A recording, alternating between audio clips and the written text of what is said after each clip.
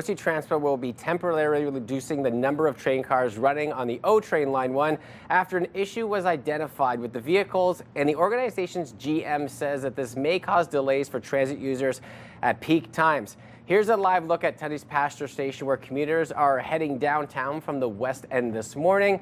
Let's bring in City Councillor Tim Tierney with more on this. Good morning to you, Tim. Good morning, Will. I'm back again. It was buses a couple weeks ago, and this week we're back to light rail. Just like that. So your initial reaction when you saw this happening, especially that you were just in here last week talking about this? I was. It's quite the challenge. It's something we've seen for many years, and certainly, 4 years ago when we had the derailments, we still haven't achieved what is that root cause of the problem. Originally, people were blaming the train itself. Now we see other cities that are using it. You have Toronto using the exact same train. You've got Montreal, Kitchener-Waterloo, Quebec City.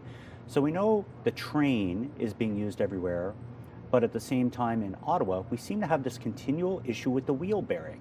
So I'm trying to really continue to press to get information about track geometry, or like what I like to say, the Herdman curve. I feel there's something that is definitely problematic, and I want to ensure that if we're looking at the province taking this over, that they do a thorough analysis, and maybe there's an opportunity. Maybe we can look at this quick fix solution for now, but we do have to look at a longer term solution if this is truly the root cause of the problem, which again, we still don't have that answer. Yeah, and you alluded to a little bit earlier talking about this. It's been a few years since we've had a major problem, and it comes on the heels of, some of our provincial workers or city workers now having to go back to the office 5 days a week, trains down, buses are at a shortage. The confidence in some of our city commuters is definitely starting to fall. How do you get that back up? I've been watching this over 15 years, Will, and we've gone through ebbs and flows, cutting routes, changing things. Unfortunately, the reality is we're not looking for a Cadillac. We want a working train system, and that's what we all want. And I'll give kudos to Troy Charter. He is a far better GM, acting GM, than the previous one. When you look at Glenn Gower, the chair of transit, they're definitely getting the information out there. We have to wait till the 12th of February, though, for that meeting. And I have a lot of questions still in regards to the buses, as I mentioned. I want to see an updated number. I heard 50, but it still reflects 36 that we've received electric-wise. Now trains, maybe we have to have a dashboard for that. But at the same time, we have to keep people moving. We have to do it safely.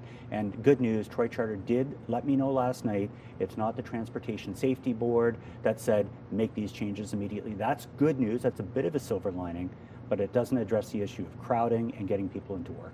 Yeah, not to mention too that people are paying a little bit more for their OC Transpo transportation throughout this year, and we're having these problems. And then you look at the cancellations. So many people rely on this to get to their jobs, to get to events. Are you concerned about the lack of routes that are going to occur over the next little while? Yeah, we already had a bus shortage, compounded with the fact now this could have major impacts on the East End extension, as we spoke about last week. If we don't see that extension come online, we're already short buses. We're losing them one by one by one. Well, that line opening would have helped us on the bus situation. Now, if that's going to be delayed to whatever the issue is, which we still don't really know what it is yet, I look forward to that meeting on the 12th. I will be asking many questions on behalf of residents because they do need a way to be able to get downtown, to be able to get to their job that now they're being told they have to go to on a regular basis, and providing that services is paramount.